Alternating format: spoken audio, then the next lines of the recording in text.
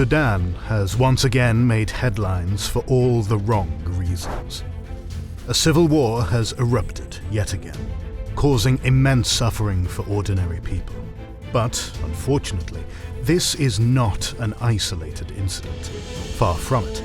Ever since gaining independence from Britain in 1956, Sudan has been engulfed in internal conflict.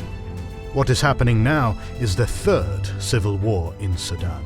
Today, we're starting our short series on civil wars in Sudan. This video is sponsored by you. Unfortunately, the YouTube environment is not great right now, with the algorithm being friendlier to drama and react channels, and YouTube being permissive of AI slop.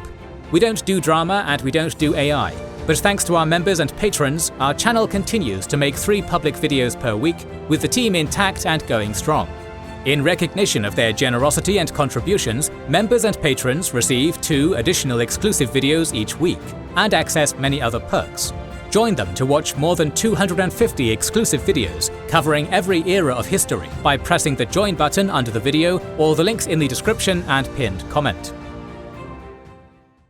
The word Sudan comes from Arabic, Bilal al-Sudan, literally meaning the land of the blacks. This region, known in history as Nubia, was not Arabicized and Islamicized through a conquest by the Caliphate, but rather through a very slow process of assimilation via the migration of Arab tribes and the gradual decline of Christian Nubia, which eventually converted to Islam. However, the country, which we now call South Sudan, was beyond the reach of Arab influence due to its difficult geography, particularly its vast bogs and swamps. This made the population of South Sudan different from that of North Sudan.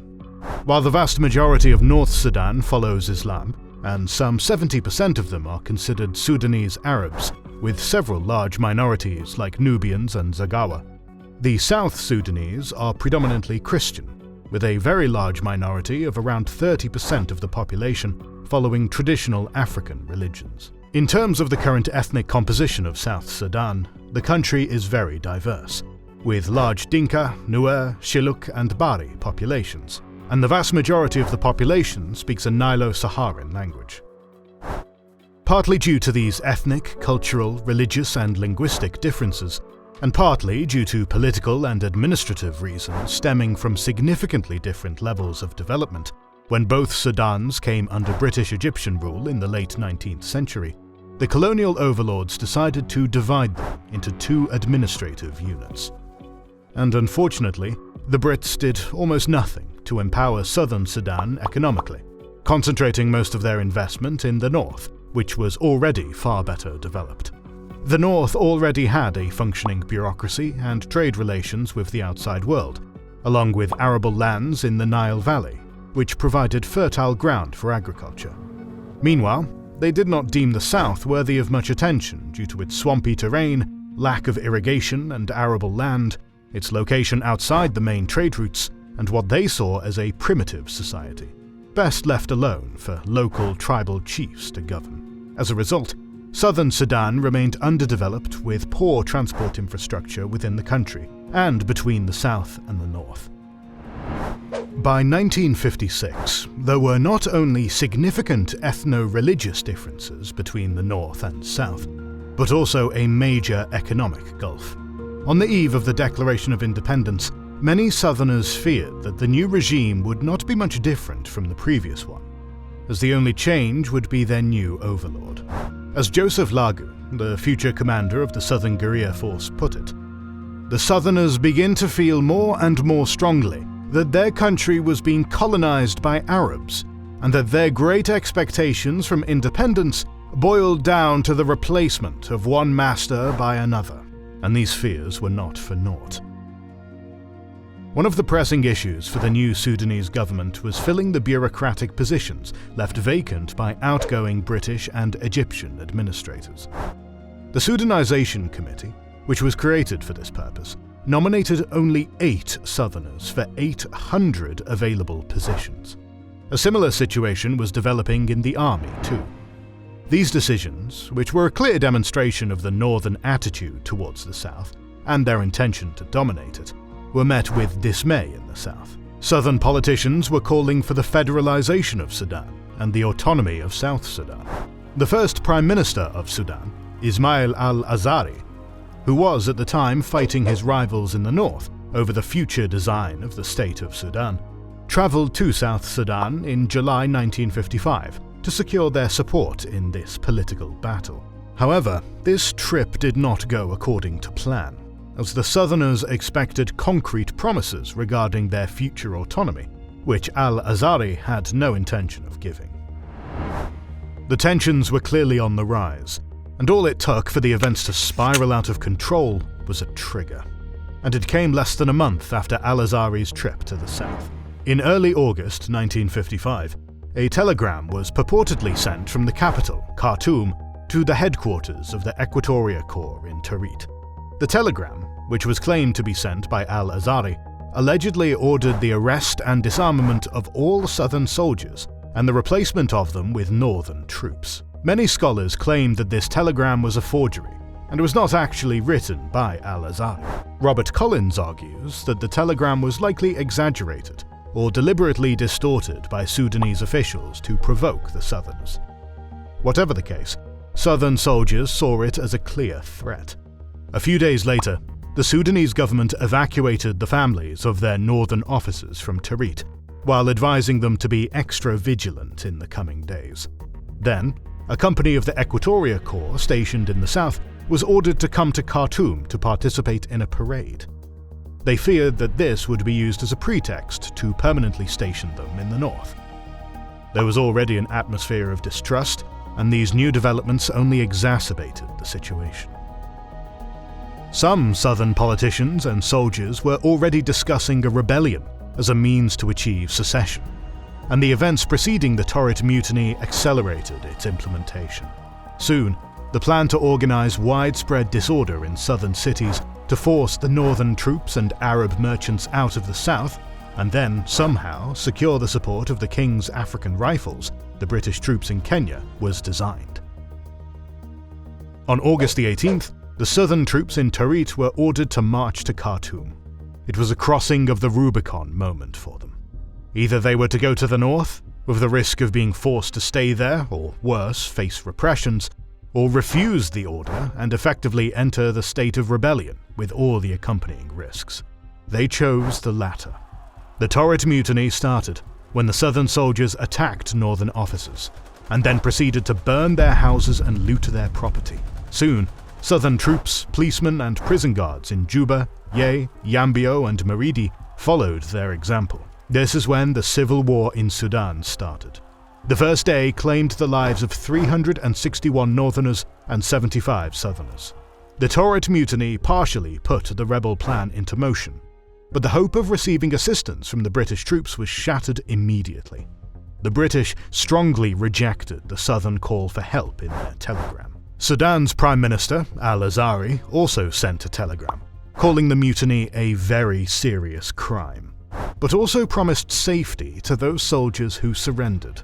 He also called for a meeting with rebel representatives to discuss the causes of their actions. The mutineers rejected this proposition and instead demanded the withdrawal of all northern forces from the south. But once it became clear that no help was coming from Britain, many rebels surrendered to the northern troops at Torit. Those who refused to lay down their arms fled to remote areas of the south or abroad.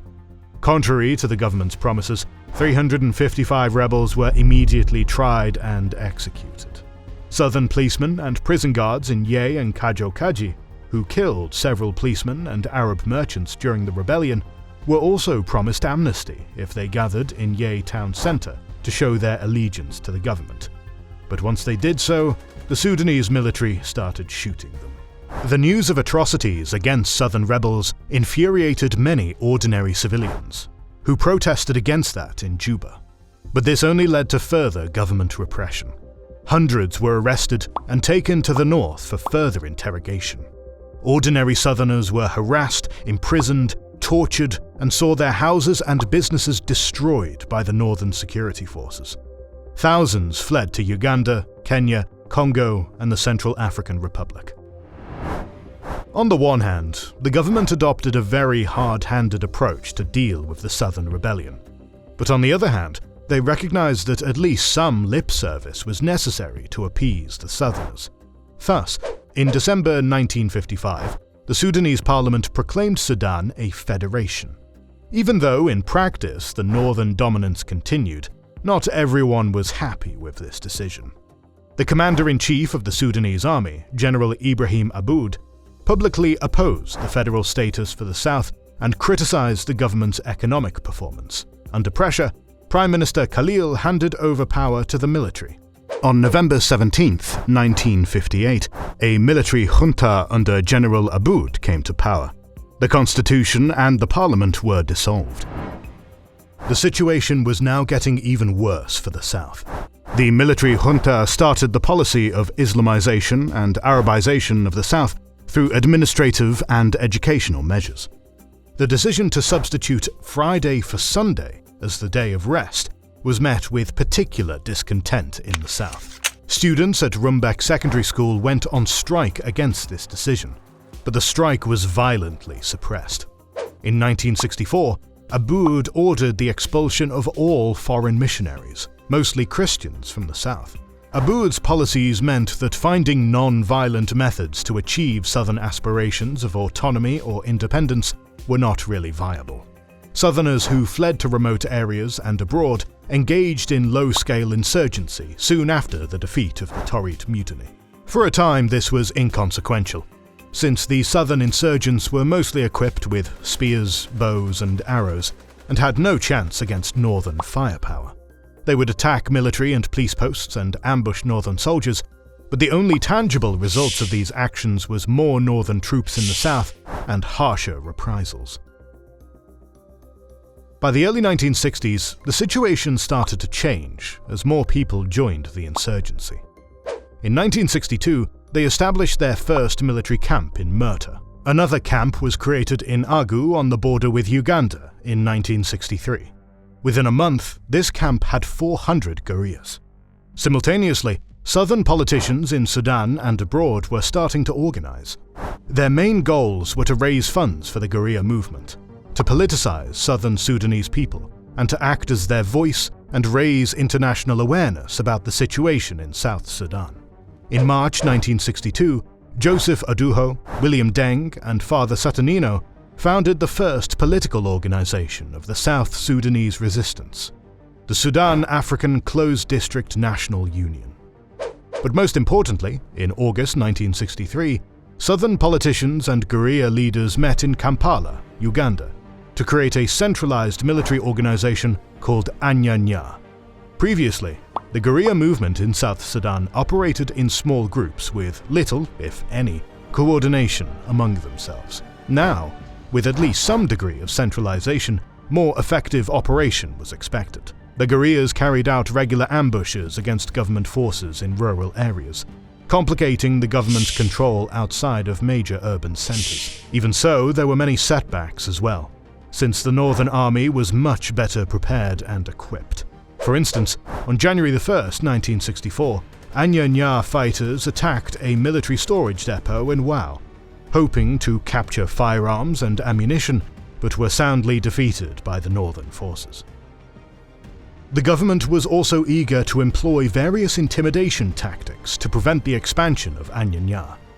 Villages suspected of harboring rebels were routinely destroyed. Suspected sympathizers were arrested or killed. The Sudanese army often crossed ill-defined borders to Ethiopia and Congo to attack South Sudanese refugee settlements. Many former South Sudanese soldiers were either under arrest or had restrictions on their freedom of movement. But despite all the repression, the General Aboud regime could not solve the southern problem, and it was one of the causes of his undoing. Unable to quell the unrest in the south, Aboud made an unusual step of asking the civilian sector to offer solutions to the southern problem. But this opened the Pandora's box of criticism. In October 1964, students at the University of Khartoum began protests that later spread across the rest of Sudan. The military junta fell, and Sudan briefly returned to democracy once again. But the policy of the new regime towards the south was perhaps even more repressive. Northern security forces routinely destroyed villages and terrorized civilians. The educated class of southern Sudan became another target, as the government believed that they were behind the pro-secessionist propaganda. On July 8, 1965, the security forces attacked several neighborhoods in Juba, burning houses and killing civilians indiscriminately. According to the southern sources, at least 1,400 people were killed in this massacre. Another repressive tactic, known as the so-called peace villages, was adopted in 1966, which envisaged gatherings of the rural population of the south along the main roads in larger towns. They were essentially uprooted from their homes and brought into concentration camps in order to isolate them from the guerrillas. The logic was that the absence of the civilians would leave guerrillas without food and supplies. This policy was catastrophic for the Southerners. The exact death toll is unknown, but according to Robert Collins, 25,000 to 35,000 people died during relocation and in camps until 1969, from exhaustion, disease, starvation, and mistreatment. The Sudanese government also conducted regular airstrikes against the south, along with engaging in counterinsurgency actions to limit the influence of the guerrillas. In 1965, the Sudanese government under Al-Khalifa organized the Round Table Conference, attended by southern politicians, to find a solution. But the gulf between the sides was huge, as the Southerners demanded at least federalization, while the North insisted on maintaining Sudan's unitary system. Hence, the talks led nowhere. For a very long time during the Civil War, the Southern movement was anything but united. Attempts by Southern politicians and organizations, which regularly fell apart only to be rebranded with a different name, to control and direct the armed struggle of the Anya-Nya had been unsuccessful for a very long time. The personal ambitions of politicians and their inability to rise above ethnic, tribal, and regional differences prevented the Southern movement from acting as a unified front against the more powerful and well-equipped Northern Army. Enter a former lieutenant of the Sudanese army and commander of the Anya-Nya, Joseph Lagu. In 1967, he wrote to the Prime Minister of Israel, Levi Eshkol, congratulating him on the victory in the Six-Day War and offering to work together against the Arab Sudan in order to prevent them from helping the Egyptians against Israel. In 1969, Lagu was invited to Israel, a visit that led Israel to start sending significant amounts of military equipment through Uganda, Ethiopia, and Congo. Anya-Nya fighters brought these weapons to their headquarters at Owini Kibul, which was the seat of Lagu's power. There, Anya-Nya fighters received weapons and training from Israeli officers. This significantly expanded Lagu's influence. Joseph Lagu spoke several southern languages, enabling him to communicate with fighters of various ethnic backgrounds. He opposed centralized command for Anya-Nya, instead ordering each ethnic group to fight in its own region. Each of the 3 southern provinces now had its own army, the commanders of which met at the annual Command Council to discuss future plans of the guerrilla army. Eventually, Lagu capitalized on the massive influence he had gained in the southern movement by effectively staging a coup d'etat against Gordon Muatet Mayen, who was considered the president of the south. In July 1971, he invited the main military and political leaders to a conference that established the Southern Sudan Liberation Movement and elected Lagu as its leader. For the first time since the start of the Civil War, South Sudan was fighting as a unified front. Lagu's leadership and Israeli support enabled Anya-Nya to expand its operations once again, carrying out effective ambushes and often limiting the government's sphere of control to major administrative and urban centers. Meanwhile, the Sudanese government was fighting a war which depleted its resources. In May 1969, another military coup, led by Colonel Numeiri, ousted the civilian government. Numeiri recognized the economic problems Sudan faced and understood that a new approach was necessary to resolve the conflict with the South, which had been ongoing for almost 15 years.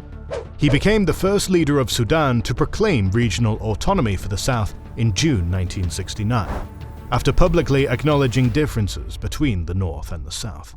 He promised amnesty to the guerrillas and his intention to tackle unemployment, poverty, illiteracy, and other major problems which the people in the South faced. He appointed Joseph Garang, a Southern politician, as the Minister for Southern Affairs.